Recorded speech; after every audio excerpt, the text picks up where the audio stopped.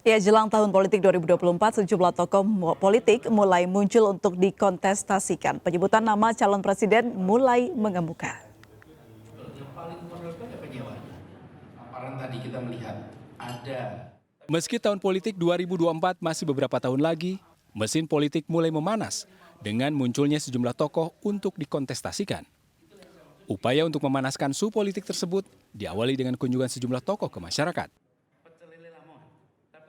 Salah satunya Gubernur DKI Jakarta Anies Baswedan yang bertandang ke Jawa Timur. Dalam pertemuan dengan PWNU Jatim, Kiai Haji Marzuki Mustamar menyebut Anies sebagai calon presiden.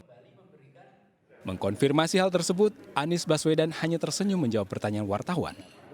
Pak Anies saat di Malang tadi disebut Kiai Marzuki sebagai calon presiden, gimana Pak Anies tanggapannya Pak Anies? Saya ini gubernur, lagi bekerja sebagai gubernur, itu aja. Ya. Siap, Pak Anies, setiap ke Jatim selalu datang ke Ponpes, Pak. Minta restu ke Kiai nggak, Pak Anies? Buat Pilpres. Bukan hanya nama Anies Baswedan yang muncul menjadi calon presiden ke permukaan. Nama lain yang belakangan menjadi perbincangan adalah Puan Maharani. Kunjungannya ke Sendang Mulyo, Sleman, Yogyakarta menuai banyak perhatian masyarakat lantaran ikut menanam padi bersama petani. Tak sedikit masyarakat dan tokoh mengomentari Puan yang menanam padi saat hujan turun. Tak hanya pujian, sindiran mengalir dari sejumlah pihak, tak terkecuali mantan Menteri Susi Pujiastuti yang mengomentari di media sosial. Nama Puan Maharani belakangan menjadi satu dari sekian nama yang digadang-gadang untuk tampil pada kontestasi politik tahun 2024. Tim Liputan iNews melaporkan. Ya, sementara itu di Solo di Jawa Tengah, Gubernur Ganjar Pranowo bertemu mantan Wali Kota Surakarta FX Hadi Rudiatmo. Dalam pertemuan, Ganjar menerima cenderamata kaos bergambar fotonya bersama FX Rudiatmo. Benar ada stres. Benar nih, Pak. Iya. Wong guyon we angel to saiki. Guyon kono tenanan. Kono iki sapa? Di sela-sela kunjungannya ke Solo, Jawa Tengah, Gubernur Ganjar Pranowo bertemu dengan mantan Wali Kota Surakarta FX Rudiatmo. Keceriaan nampak saat keduanya menunjukkan kaos banteng celeng yang terdapat gambar foto Ganjar bersama FX Rudiatmo. Foto keduanya terlihat beradu kepala, bertuliskan sedulur perjuangan yang berarti saudara seperjuangan. Menanggapi kaos banteng celeng yang berisi foto dirinya bersama Ganjar, FX Rudiatmo mengaku memiliki makna tersendiri. Puluh tahun, sejak tahun 2005 sampai dengan sekarang itu teskisnya yang namanya tegak lurus. Saya ini kan mung pion itu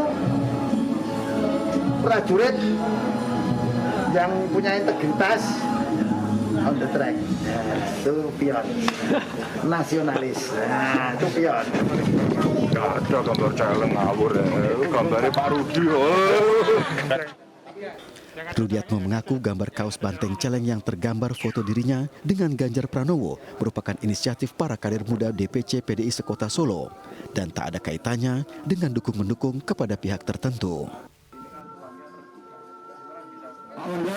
Ketua DPP Partai Keadilan Sejahtera Mardani Alisera mengapresiasi siapa saja ketua umum partai atau siapapun figur yang ingin maju dalam bursa Capres 2024.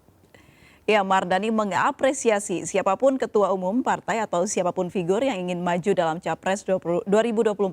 Ia berharap jangan lagi ada pencitraan, jangan lagi menggunakan jalan instan yang tidak sesuai kenyataan hanya untuk meraup elektabilitas. Dan pemirsa, untuk membahas mengenai pencitraan elit politik yang mulai muncul jelang pemilu serentak 2024 mendatang, sudah bergabung bersama kami Mas Adi Pragitno, pengamat politik. Selamat sore Mas Adi.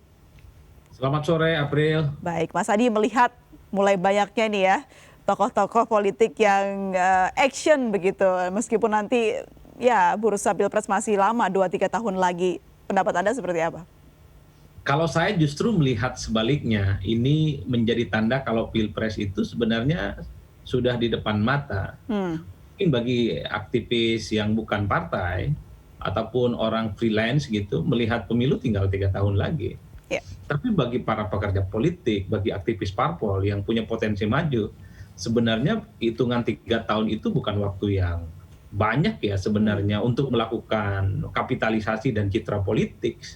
Inilah kemudian yang kemudian bisa menjelaskan kenapa banyak orang yang kemudian roadshow ke beberapa tempat. Ada Anies, ada Puan tiba-tiba hujan-hujanan gitu ya.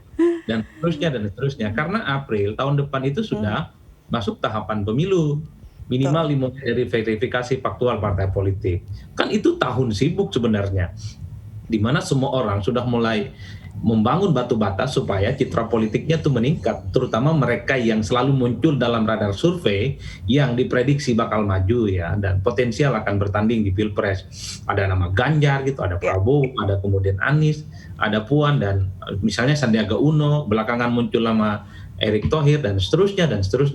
Tentu ini sebagai sebuah upaya supaya mereka ini tetap populer, tetap menjadi darling dan tentu menjadi spotlight pembicaraan publik soal pencapresan di 2024. Jadi wajar sih sebenarnya. Tapi satu hal, citra politik itu kan tidak bisa dilepaskan dari seorang politisi.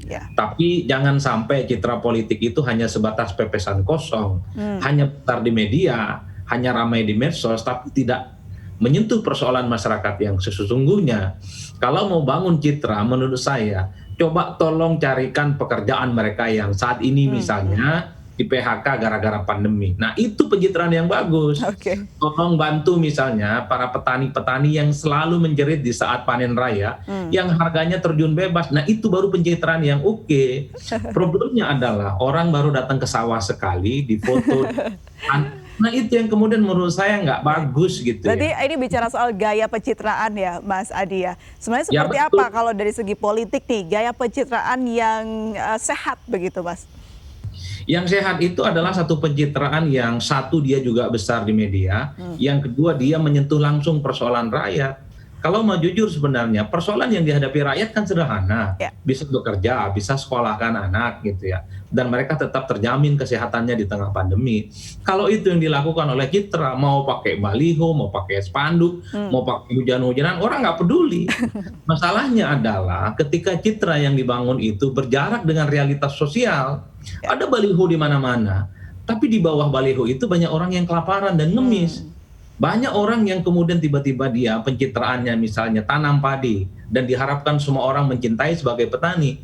Cuman problemnya April, ketika musim panen itu loh, nggak ada tuh yang mikirin mereka.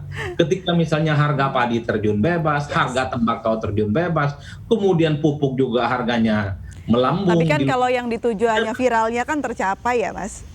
Betul, jadi pencitraan itu jangan pencitraan palsu, jangan hanya viral, banyak subscribe dan kemudian like dan komen. Nah itu yang saya kira bahwa pencitraan yang nggak sehat adalah pencitraan hanya besar di udara, tapi dia kecil di darat, sehingga masyarakat itu tidak dapat apa-apa. Hanya asupan-asupan pencitraan yang kemudian tidak berdasar. Mereka boleh besar namanya dan melambung, tapi tetap berkelahi dengan kesulitannya mencari nasib ya, yang kemudian setiap hari mereka itu luntang-lantung dengan kesibukan mereka mempertahankan hidup. Itu yang sebenarnya harus dipikirkan oleh para elit kita itu. Baik, kalau bicara soal bagaimana tokoh-tokoh lain mulai terlihat memberikan pencitraannya begitu, Anda melihatnya lebih baik nih tokoh-tokoh yang akan maju ke Pilpres 2024 ini mengimagekan dirinya secara halus atau seperti apa nih? Atau boleh sekalian vulgar saja, konkret saja atau langsung to the point begitu Mas Adi? Ada dua pendekatan. Bagi mereka yang sudah populer dan dikenal publik, tentu pendekatannya lebih soft dan harus terlihat lebih natural ya, karena mereka ini sudah dikenal oleh publik. Jangan sampai sekecil apapun melakukan kesalahan ataupun terlihat settingan.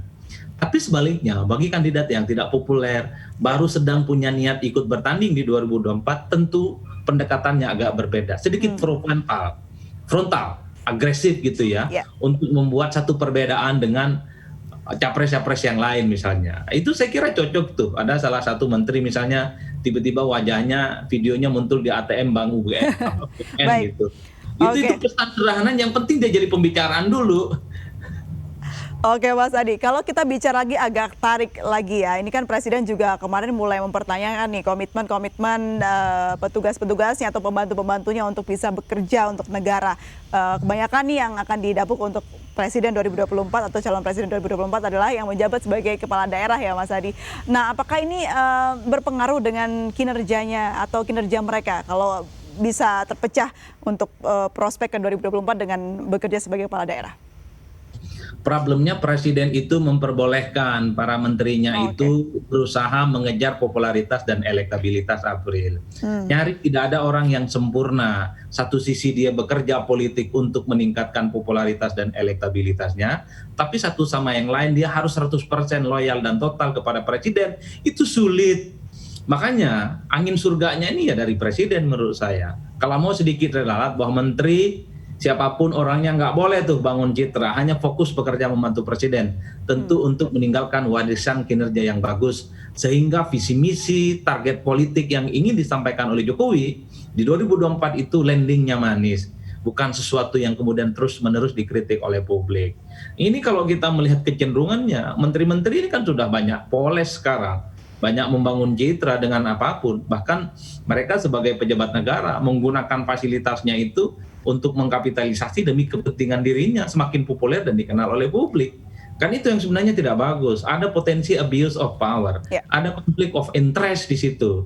Satu sisi dia melekat pada dirinya dengan fasilitas negara, tapi pada saat yang bersamaan dia sedang berusaha membangun citra sebagai orang yang dinilai pantas bertanding di 2024. Makanya bagi saya untuk menjaga akhlak bertata krama bernegara, menteri-menteri mestinya tidak boleh membangun citra di luar kerja-kerja yang sebenarnya sudah ditetapkan oleh presiden sebagai pembantunya yang harus total dan all out. Menteri-menteri saja, Mas Adi, kepala daerah boleh?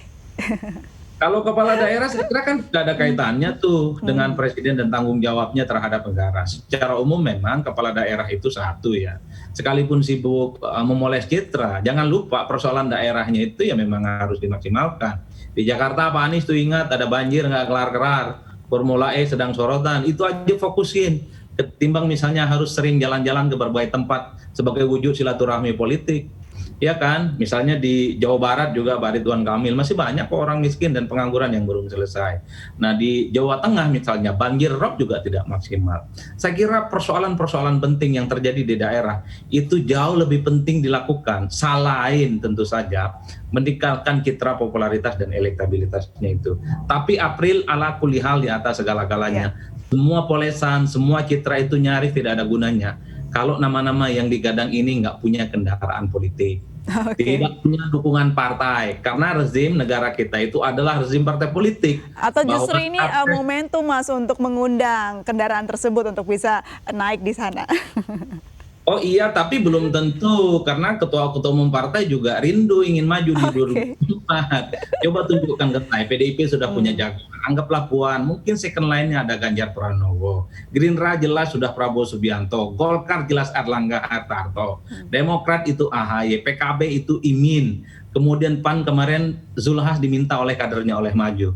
Bahkan Soeharto Manoarfa juga sudah difatwa oleh kadernya untuk maju. Lalu nama-nama yang lain ini mau lewat mana gitu ya? Kan nggak mungkin maju lewat kotak kosong. Artinya apa? Citra politik sih oke, kinerja yang terukur dirasakan oleh rakyat juga jauh lebih penting. Tapi kalau bicara tentang pencapresan, jangan lupa tiket partai itu adalah segala-galanya. Karena mereka lah yang kemudian punya veto player soal siapa yang seharusnya akan bertanding dan diusung oleh partai. Itu tidak jauh lebih penting. Dan ketika bicara partai, tentu bicara tentang kepentingan apa yang bisa dinikmati oleh partai itu. Baik, Mas Adi, meskipun ini masih 2-3 tahun lagi dan politik selalu dinamis, bisa berubah-ubah kapanpun. Kalau saat ini kita bicara elektabilitas dengan nama-nama yang Mas Adi sebutkan tadi, yang menduduki 3 besar di atas atau 5 besar siapa saja sih Mas menurut Anda? Kalau melihat kecenderungan beberapa survei yang saya lakukan, tahun ini saya melakukan survei, 3 besar itu tetap Prabowo, Ganjar, sama Anies Baswedan. Prabowo dan Ganjar ini seling salip-salipan, berganti posisi. Kadang Prabowo di atas, runner up itu Ganjar. Tapi beberapa survei terakhir misalnya Ganjar itu di atas, Prabowo itu runner up. Tapi dengan rentang selisih elektabilitas yang tidak signifikan, masih dalam batas margin of error, kurang lebih 2,5% lah. Nah beda ceritanya Anies Baswedan, ini saya juga agak heran. Anies ini yang merupakan satu-satunya calon non pemerintah, elektabilitasnya stagnan loh April, di angka 12 dan 11%. Padahal kalau mau jujur, nama-nama yang begitu banyak berhamburan adalah mereka ini muncul dari perkongsian kubu pemerintah sebenarnya. Anies the one and only, orang yang berada di luar kekuasaan, tapi elektabilitasnya stagnan. Saya membaca karena Anies terlampau dalam dengan ceruk pemilihnya yang hanya berkutat di Jakarta ya, sebagian ada di Banten dan sebagian di Jawa Barat yang harus berbagi dengan Ridwan Kamil. Nah di luar itu ceruk pemilih yang lain belum ada yang beranjak untuk melihat Anies sebagai sosok pemimpin alternatif. Beda dengan Ganjar Pranowo, saya kira Ganjar trennya cukup positif ya, karena satu ya, irisan pemilih Jokowi itu relatifly melihat Ganjar itu sebagai duplikasinya Jokowi. Pemilih basis PDIP sekalipun gitu ya, strong voternya itu lebih memilih Ganjar Pranowo ketimbang Puan. Inilah yang kemudian bisa menjelaskan kenapa Ganjar sepertinya mendapatkan treatment khusus dari partai lain, termasuk Golkar misalnya kemarin yang mencoba untuk menggoda, bahkan ingin membajak Ganjar sebenarnya. Kalau tidak mendapatkan karpet merah, maka ada altar kuning yang sengaja disiapkan buat Ganjar dari Golkar berpasangan dengan Erlangga Hartarto. Padahal kan orang juga banyak yang cari partai loh, ya April. Misalnya nih Ridwan Kamil, dia sudah pengumuman cari partai ikhtiar, sudah bertanya sama orang tuanya. Golkar buka pintu, tapi kata Golkar soal pencapresan ada Erlangga Hartarto, nanti dulu. Tidak itu otomatis. Tapi beda ceritanya dengan Ganjar Pranowo, sengaja disiapkan untuk diduetkan dengan Erlangga Hartarto. Itu artinya apa? Golkar tentu sudah mengkalkulasi secara matematis soal untung ruginya menggait Ganjar berpasangan dengan Erlangga Hartarto. Apa itu? Tentu Ganjar dianggap spesial. Dia punya profiling dan tren elektabilitasnya naik. Bahkan Anies sejauh ini misalnya tidak pernah tuh digoda oleh Golkar misalnya, ataupun dengan partai-partai yang lain. Ini menarik sebenarnya untuk melihat kecenderungan elektabilitas nama-nama yang ada dalam survei. Makanya kalau melihat kecenderungan tiga besar itu, hanya Ganjar yang relatifly dia naik secara signifikan. Meski Anies stagnan, kemudian Prabowo juga stagnan. Oke, jadi tokoh yang sangat menggiurkan ya untuk bisa dipinang oleh partai-partai lain ya jika nanti tidak bisa memakai atau menggunakan kendaraan PDI untuk berjuang. Mas Adi, terima kasih banyak. Ini seru sekali ya perbincangan mengenai Capres 2024 meskipun masih 2-3 tahun lagi. Tapi kita tunggu episode-episode selanjutnya seperti apa action-action dari tokoh-tokoh ini untuk bisa memberikan pencitraan. Entah itu pencitraan yang instan atau pencitraan yang sesuai kenyataan. Mas Adi Prayitno, terima kasih banyak. Selamat sore. Assalamualaikum. Pemirsa, kami akan segera kembali usai jeda berikut, tetaplah di MNC News.